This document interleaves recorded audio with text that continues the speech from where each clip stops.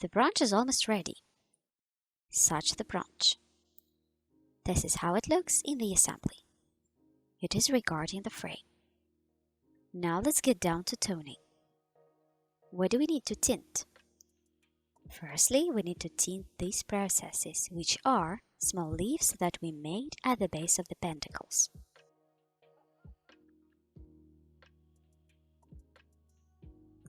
These leaves, new buds. We won't tint with green, but we will tint a little with red. Carmine. Here. And let's see what happens. Instead of a palette, I'll use foil. I take a small amount of carmine.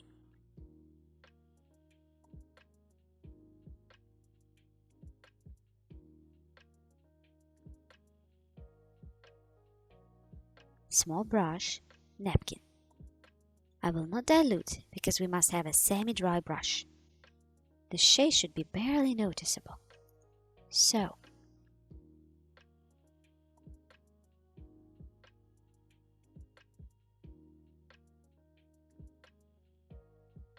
we take it carefully since it has not completely dried out the branch. Therefore, I will tint carefully. To be seen. I'll walk only along these antennae, along the leaves, most upwards, and you can protonate a little at the base like this. The result is a natural shade.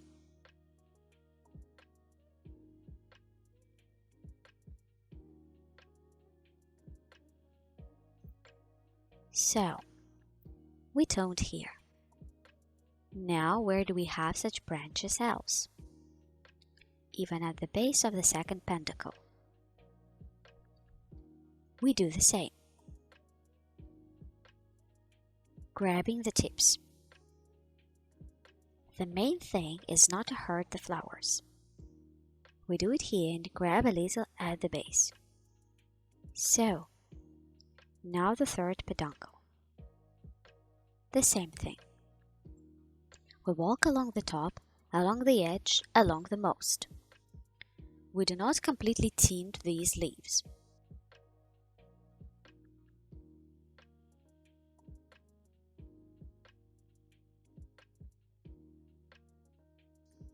Only the base and the very top.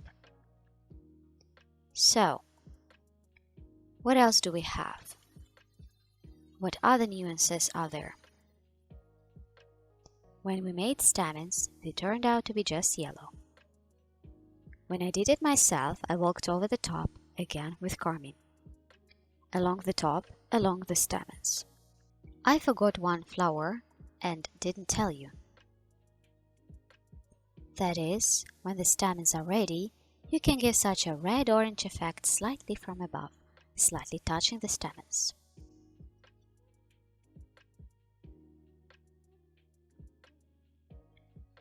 This will give more liveliness and naturalness.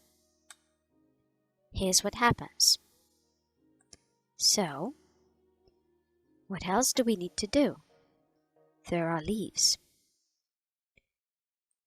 Now we will also walk along the edge. Quite a little bit. We make the brush semi-dry. Like this around the edge. You can grab a little bit here. On the back side.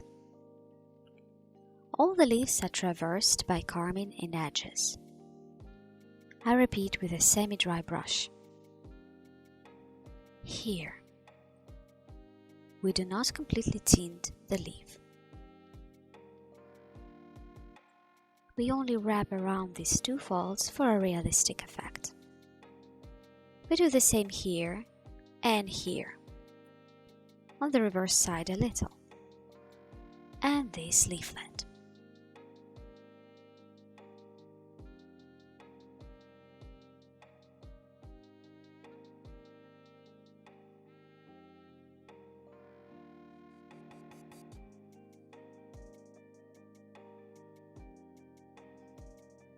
You can tint a little at the base. A little bit. It is not necessary to make much, otherwise it will not be natural. We don't need red leaves at all. We're treated with such a light reddish shade. The red leaves turned out like this. What are we going to do next? We are left, of course, the main thing is the trunk. The trunk is light brown. Here, we need to make it a darker shade. Now we take the palette. I take the brown color, which we have already used when interfering with clay, and black, a little bit, because it's already intense enough. So, now, I take the brush on wider. Solvent. A little solvent. If we still have a green brush, it is better, of course, to wash it initially. Now I'd rather wipe it on a napkin. Remove the excess paint. Now we thin the brown paint slightly. Too much. We remove the excess.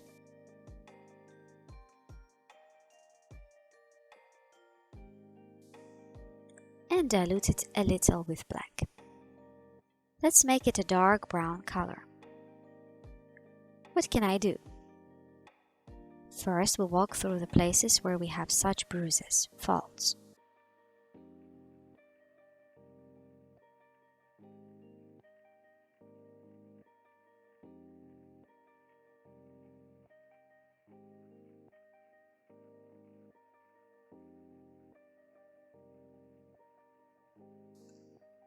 That will make the color a little darker.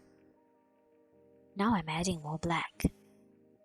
And then so that it is not completely black.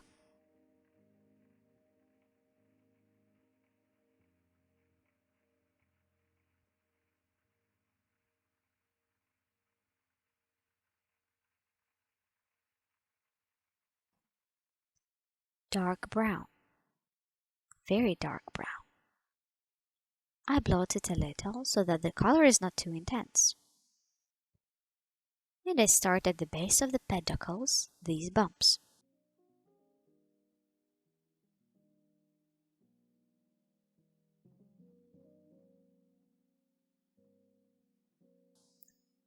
We apply darker color where the bark is more exposed, pronounced, on the one hand and on the other.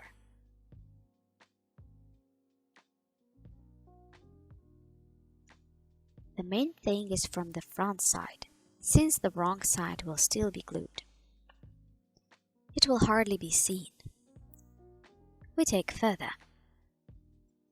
We do the same here. See it intensity. If you are satisfied, for example, the main thing is not to be too dark a shade.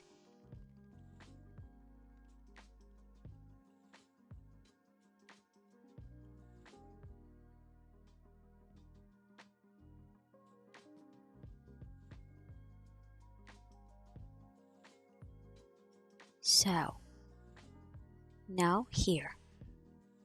This bark will, these faults, have a darker shade. We tint the branch itself with a lighter color. Let's process with a wider brush.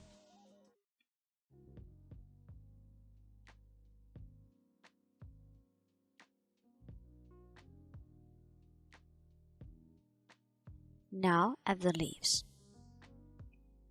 Here. So. And here too. I'll show you now. We will carry out such manipulations everywhere.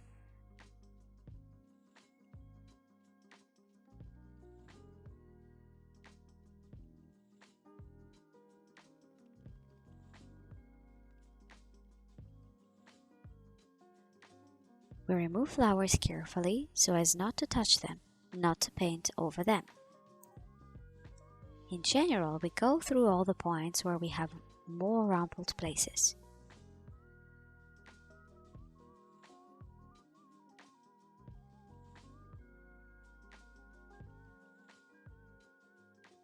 where the bark is expressed. So, we walk through the places most pronounced in the bark, tinted with a darker, more intense color. Now what are we doing? We need to paint the trunk. Take the color that we got brown at the beginning, again blotting the brush. We don't need too strong light, saturated. The paint should also be semi-dry. A brush. Now what are we doing? We pass these places here and there. Again, not everywhere. We leave a light bark somewhere. That is, we will not apply evenly. They should be such. The shade can vary. The bark also has an uneven color. Somewhere more saturated, somewhere lighter, for example. It is possible with such movements.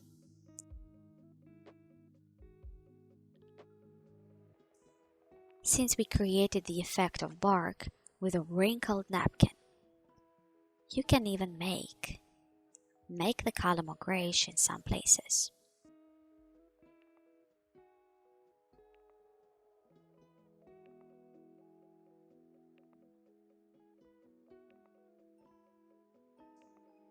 Not brown, but more with gray shades. See how I do it? I do it lightly. I press the brush. That is, not much.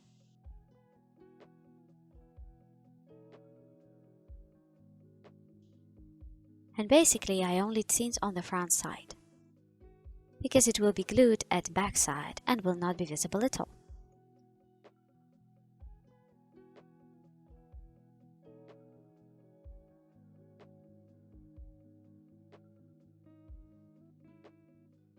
Of course, all this will be clearly visible later when we have already glued the branch. And that's all. So,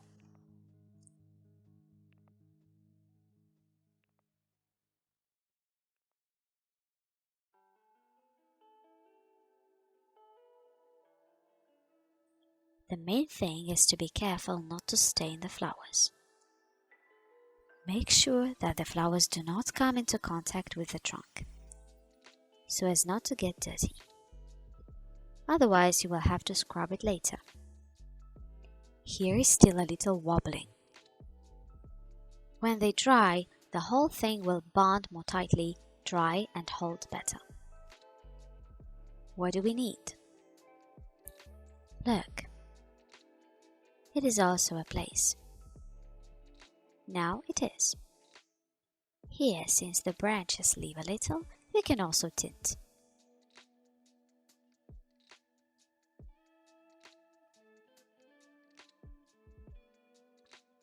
Perhaps it will be seen from the back.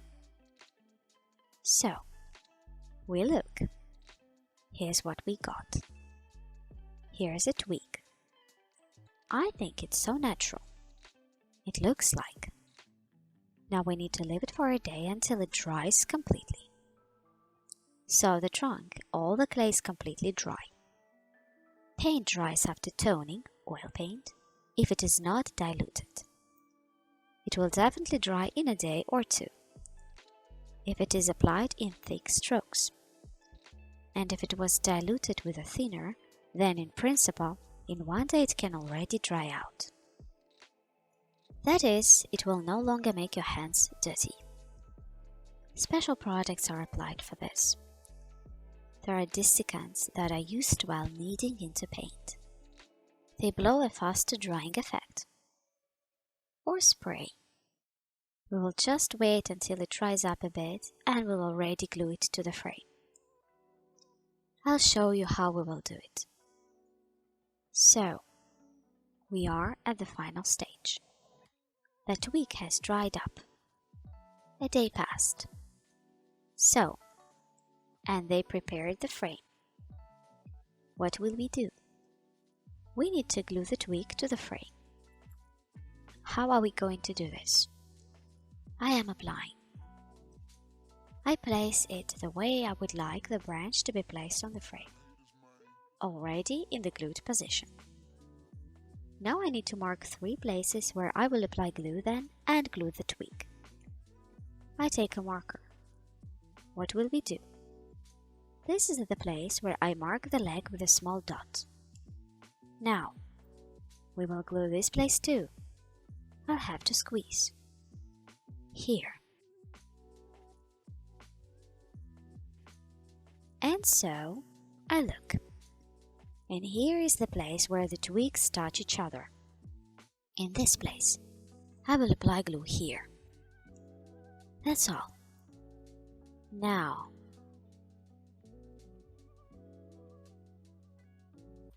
I remove the branch. What kind of glue are we going to use? I use 2-component adhesive. It's called cold welding epoxy 10 minutes.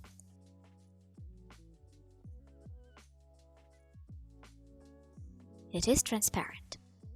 It grabs very strongly. Then you cannot tear it off and do nothing with it. It dries for 10 minutes. We will apply and will hold or leave in position so that nothing moves, doesn't move anywhere.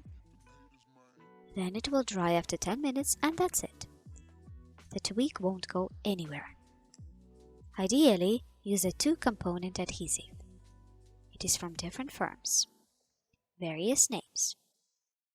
Here.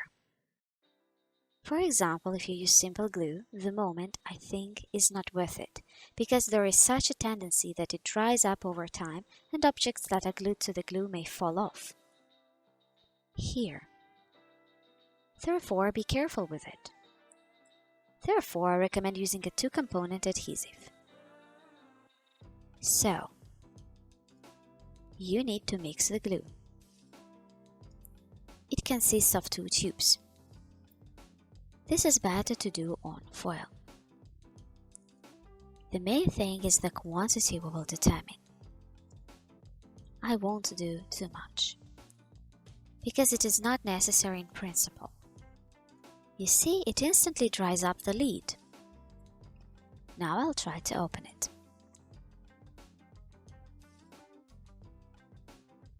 I opened the lid. I held it for a bit under running hot water. Then it opens very quickly. So, we need the same amount from one tube and from the other. This glue must be handled with great care. The main thing is that there are no animals or children nearby, because the glue itself is quite caustic, and so as not to fall into your hands. Very neat. We mix. Now we need to apply to the places that I marked. I take a frame, glue, to this place. That's all. It's so vicious.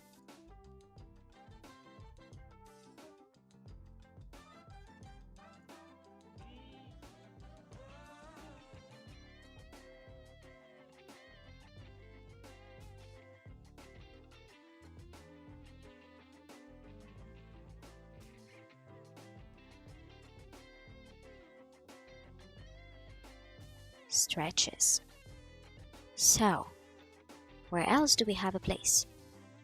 I made notes that they were not even visible in practice. So, and at the top, here. If it turns out that somewhere there is extra glue later, it comes out, we will remove it.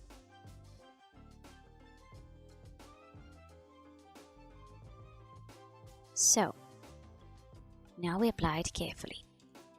Without touching the glue with your fingers, of course. Look what happens. We just glued these places.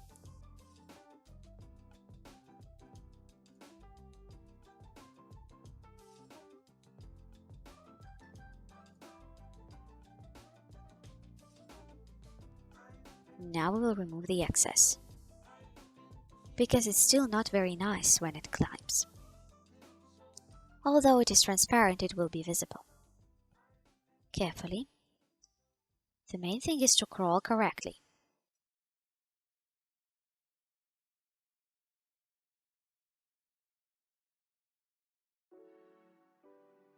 Smudge. So, Now we will also take a clean toothpick because it is already in the glue and is already inconvenient.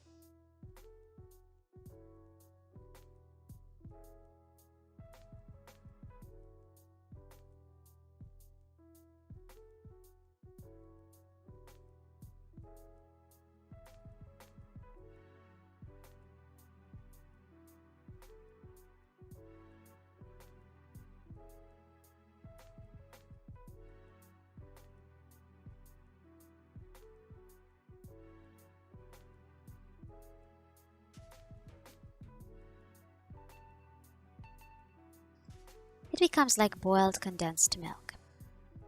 How can we remove here? Now I'll try to crawl. A little bit.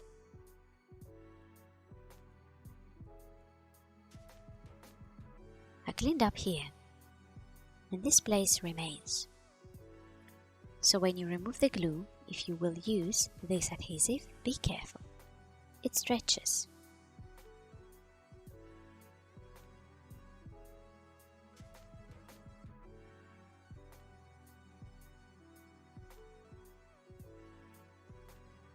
So that it does not get anywhere. Otherwise it will shine and everything will be visible. Transparent, you know, will be like a piece of plastic. Here's what happens. That's all. Now we leave and so that it does not move anywhere. It dries up. Now let's try again.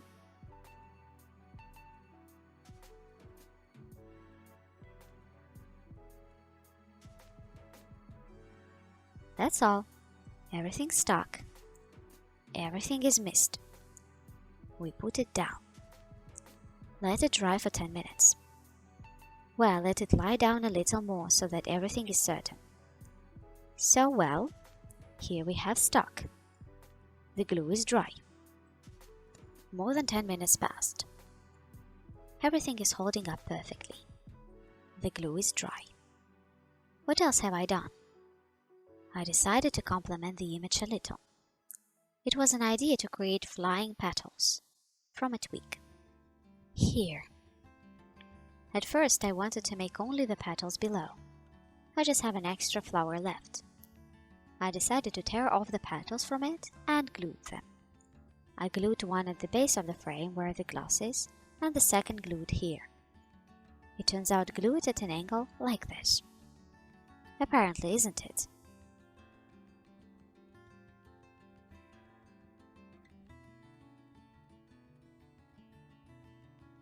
It is glued. How the petal is glued? Well, then I decided to make a light one on top. Maybe it is extra, of course, but now I'll take a look. Maybe I'll take it away or leave it. You also should look at your own discretion, whether you want to make such flying petals or not. Such is my fantasy, my idea. What else have I done? I removed one petal from the top. The effect of a flying flower is created. One leaf fell off and fell down. Either fly down along the frame. So, of course the photo will not look small but rather a portrait photo. It will look great in such a frame.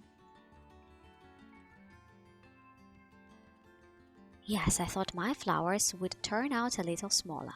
Well, they come in different sizes. Apple tree flowers. The frame turned out to be too small for me. If you take a little more frame and flowers of this size, then it will generally look perfect. As they say, everything is learned in the process. When you make one idea, it can turn out quite differently. Basically, I think that it turned out beautifully. It is very interesting and lively. I hope you enjoyed it too. So you, together with me, will implement such an idea. Either make one such small twig, or do it like this, with a photo frame. So, let's look at the result. Let's discuss everything. I'm sure it will be incredibly beautiful. Therefore, create, be inspired, and see you.